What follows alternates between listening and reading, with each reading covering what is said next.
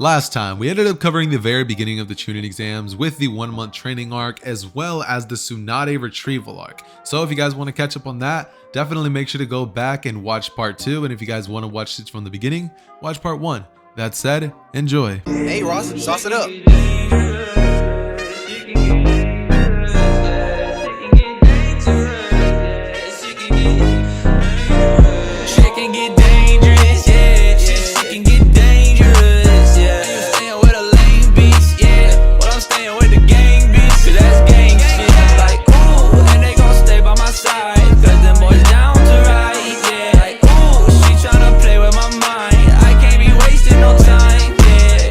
Naruto from here uses his Gum Gum abilities to essentially stretch his arm and put it up in front of Sasuke, holding his hand out in front of him, letting him know not to go after Itachi.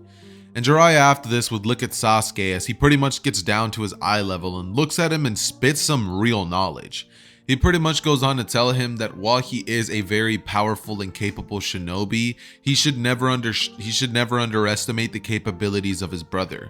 Jiraiya would go on to state that if he and Sasuke were to fight right now, he would take him out in less than 5 seconds. And even Itachi, for somebody like him, would be an incredibly difficult battle to win. And he would look at Sasuke and literally tell him, "I'm not sure if I could have beat them both. Like, this is not something you should be taking lightly." And Sasuke just kind of like looks down in silence and is like, "I'll get my revenge and I'll get stronger than you and everybody else. I'm leaving now." From here, he goes back towards the Leaf Village and he ends up encountering Guy along the way. From there, both of them make their way back to the hidden Leaf Village, and then we pretty much just get the original scenes with Naruto and Jiraiya meeting Tsunade.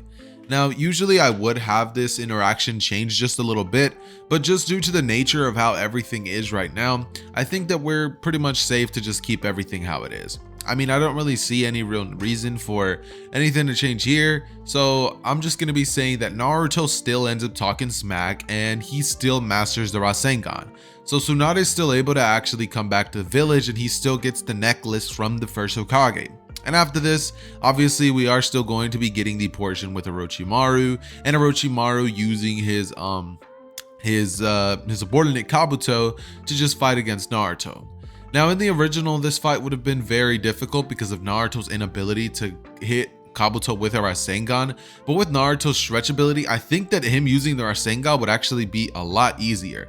Plus the fact that he has Gear Second, so he's able to move a lot faster. This would pretty much just take the difficulty level of this battle for Naruto and take it down a couple of notches. It still would be incredibly difficult, but I think that Naruto still would come out on top, and Jiraiya and Tsunade as well as Naruto would make their way safely back to the village to encounter Sasuke, who still actually is currently there. Now, this is where we're going to be jumping into the part of the story where we're going to be covering what happens with Sasuke. Now, what does happen with Sasuke? See, the thing with Sasuke is that obviously he wasn't hit with the Tsukiyomi by Itachi, and so he didn't see his parents die in front of him over and over.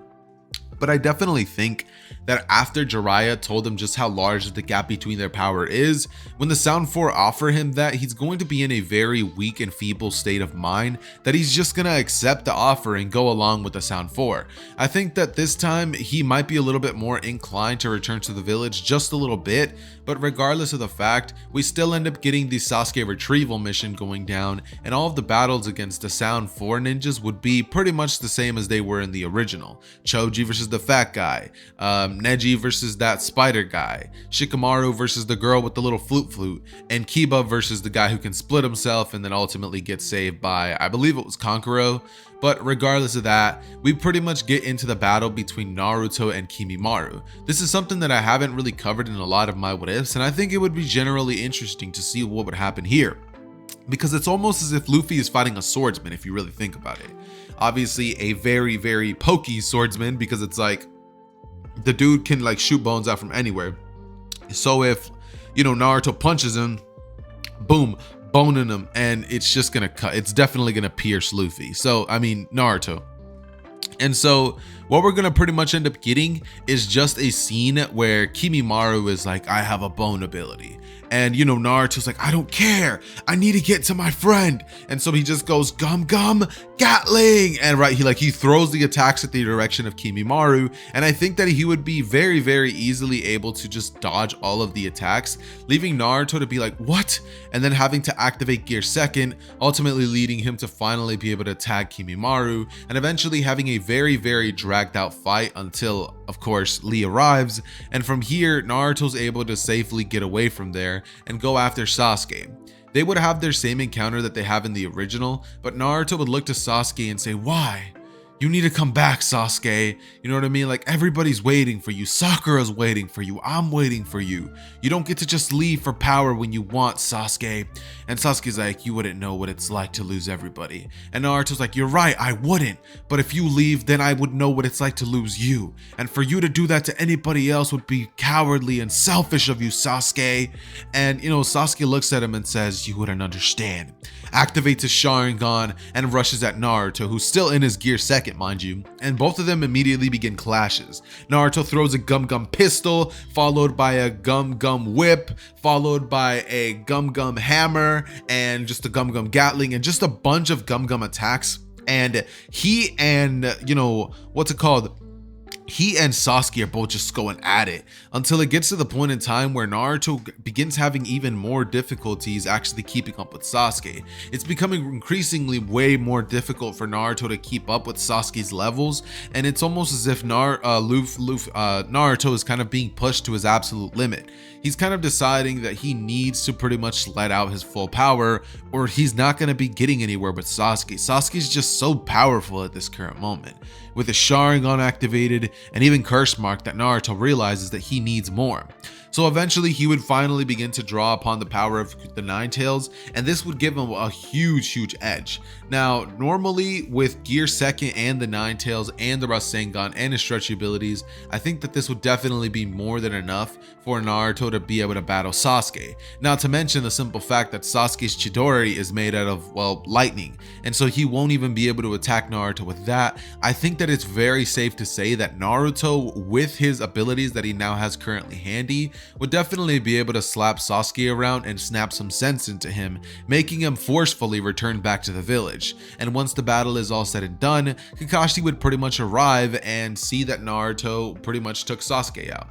You know, I think it would have been a cool scene if Kakashi was the one who went after Sasuke. That would be awesome. Like, seeing Kakashi have to fight against the Sound 4 and then Kimimaro, that would just be sick. I don't think he would, like, okay, he has to fight against 4 ninjas, Kimimaro, and then Sasuke. I don't think Kakashi has a chakra for that.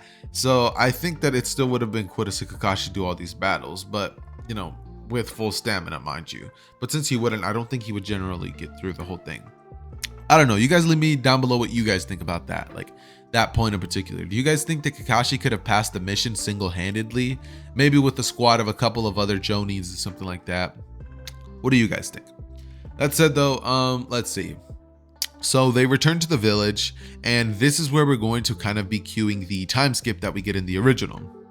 And during this time skip, this is where Naruto would pretty much end up learning everything that he learns in the, you know, One Piece storyline, such as, you know, Gear 4th. Is it Gear 4th? Yeah, it is Gear 4th. Such as Gear 4th and Observation Haki, Armament Haki, and even a tad bit of Conqueror's Haki. Something that he didn't have access to pre-time skip and that he never even showed the ability to be capable of. But now it's seeming as if Naruto's going to come back to the village a lot stronger than he would be in the original. I mean, normal Naruto just refined his taijutsu, ninjutsu abilities and came back with a bigger Rasengan. Of course, he was practically way more skilled as a ninja and he had to refine all of the bad habits that he had during those years, but now he actually got to learn a lot more things, 4 things to be specific, and he didn't really focus too much on the power of the Nine Tails. So let's just say that it still kind of like takes over him a tad bit, even when he's in his like second tailed or third tailed stage, right? But regardless of that, we're now going to be jumping into, you know, what happens after the time skip, and all that really changes here is pretty much just going to be the Kazekage retrieval mission. I mean, I really see no reason for Naruto's interactions with Tsunade and even the bell test alongside Sakura would change. The difficulty level would pretty much just be taken down a couple of notches, and that pretty much makes that's pretty much is going to be the case for all and everything that happens from here on out. I think that the battle between Deidara and Naruto this time when he goes after the Kazekage would definitely be very, very interesting, because it's like explosions versus rubber. Like, how does that work? But regardless, Sakura still defeats Sasori, and Naruto and Kakashi are both able to swiftly get Deidara to pretty much retreat and, you know, lose an arm, I believe it was. And then we obviously get the portion in time where, following these events, we end up pretty much having everybody return to the village, and that means Sasuke too, because he's actually in the village right now. He was training with Kakashi for the time skip, and he ended up learning quite a couple of skills. He's pretty much around the same power level as he would have in canon, and him and Kakashi are practically almost equals in this version. Like, because Kakashi would have been training alongside Sasuke, so he would have gotten stronger as well. But regardless of that, we then jump into what would happen after this situation, which is essentially just going to be the Asuma's death part, and even Naruto learning about Jiraiya's death, I believe it is, because that still is going to be happening just like it does in the original. I don't really think that we should change that. I think that it's definitely something that this version of Naruto needs in order to kind of mature more as a person. So I think that we're going to be keeping that constant, and Sasuke's going to be the one who's there to actually cheer Naruto up this time around instead of Shikamaru. Obviously, he still does his part, but it's mostly going to be Sasuke who's there by his side, and Sakura as well.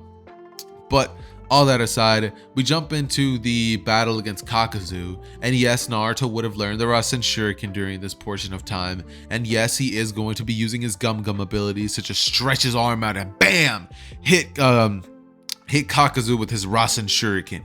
It would be a super dope scene. And even Sasuke being there could have practically stepped up. But I do believe that Sasuke at this moment would be going off to fight his big brother Itachi. And so we're going to pretty much be keeping that battle constant, as well as the kidnapping of Sasuke and pretty much the Mangekyo Sharingan awakening of Sasuke. He would still want to attack the 5 Kage summit, and we still would get those same interactions, as well as the 4th grade shinobi's war being, you know, started by Obito. But, you know, with Sasuke doing what he's doing right now as of these current moments, everybody from the other opposing villages would be like, you guys are traitors, you guys have so many rogue ninjas, right? And basically what would end up happening is we get these really almost mirror like scenes as in the original with the 4th grade shinobi world war battles, because I just don't really see anything generally changing during this portion. We're gonna practically be keeping everything the same here. But one thing that is definitely going to be changing is the final battle against Obito. This is generally what I was trying to get to, because I think that this is going to be such a cool battle.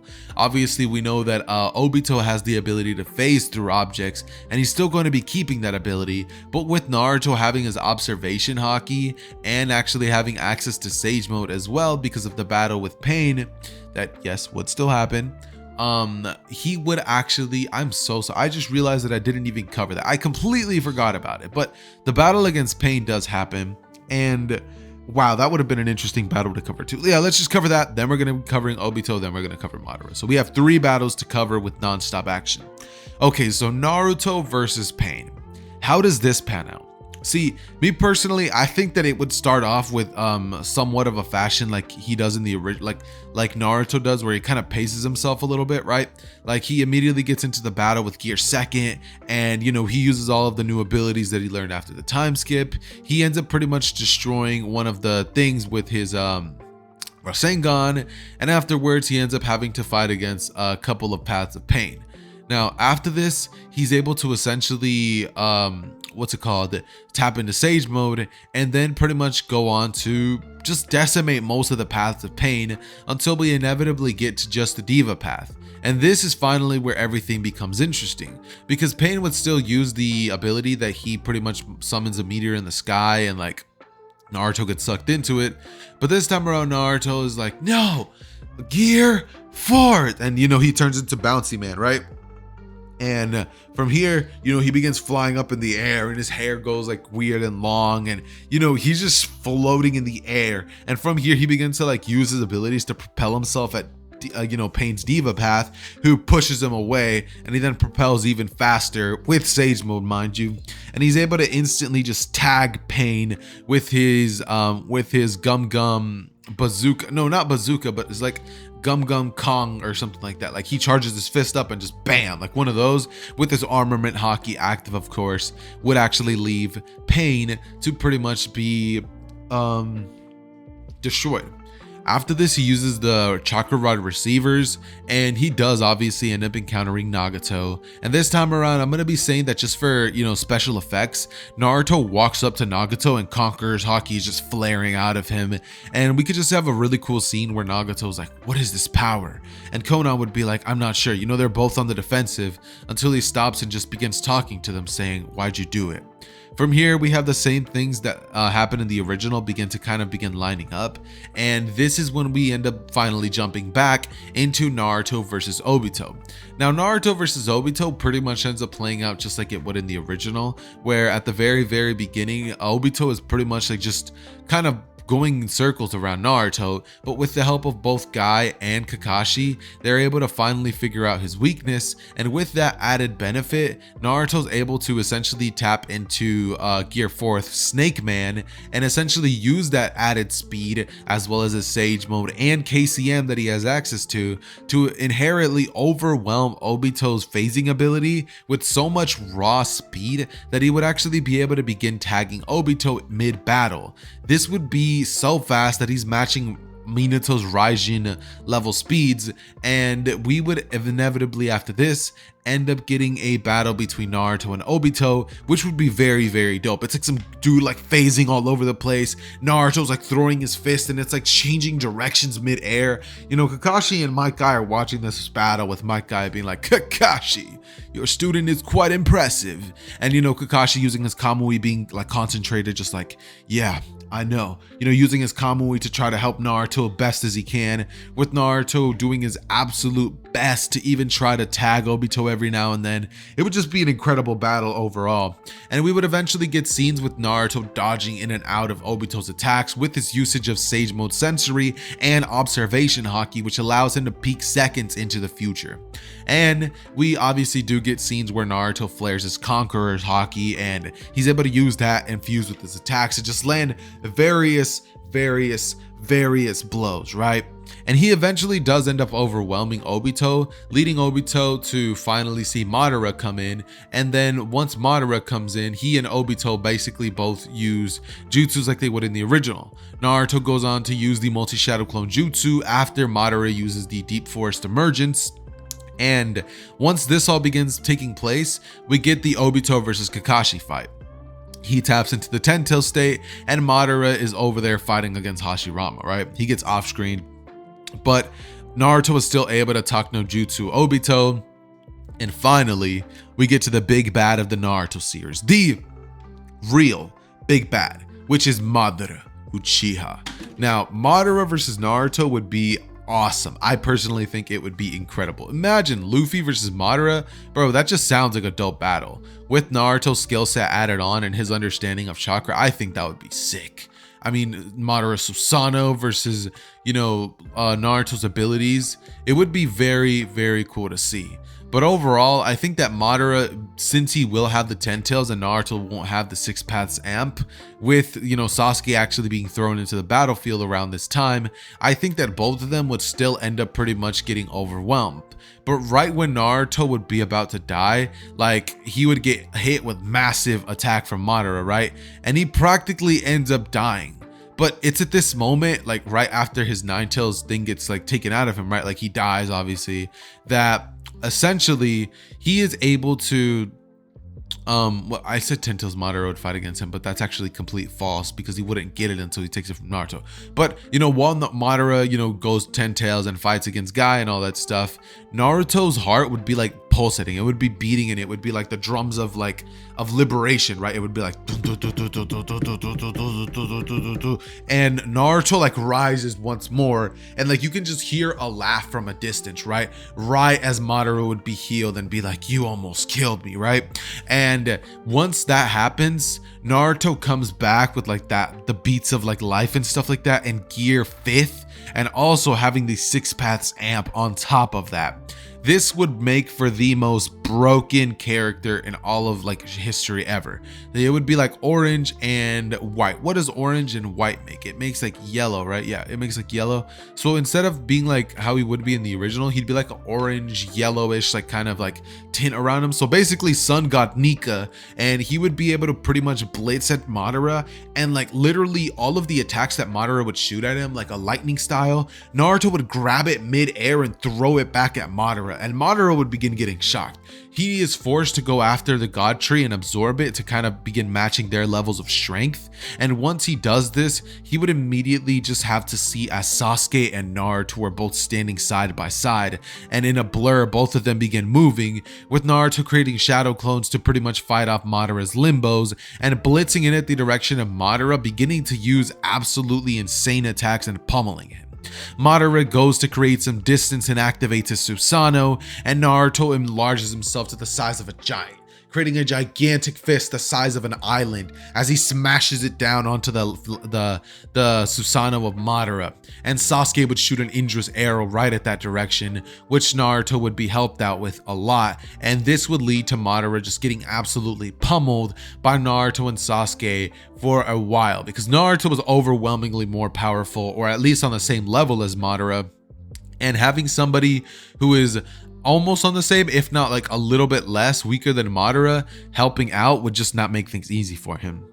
This would lead to Naruto and Sasuke getting a well-deserved dub up against Madara, and Madara just kind of having to accept that he lost, and that, you know, this is just his fate. Like, he is just a loser. That's what he is. But, you know, obviously he's not actually a loser, it's just me playing around. But still, regardless, that would pretty much conclude the Naruto what if. Now obviously I could jump into Boruto or cover Momoshiki or cover, you know, Toneri, but I'm just not going to. And this is where I think that the story is cool to be wrapped up with. We took care of all the main antagonists. We covered first part of Shippuden in parts 1 and 2, and now finally we got to the end of the Naruto storyline. If you guys enjoyed the video, as always, ladies and gentlemen, make sure to slap up that like button, and also let me know what your favorite part of the video was, and also leave your what if suggestions down below in the comments. But with that all out of the way, it has been your boy Zether. I'm out. Peace.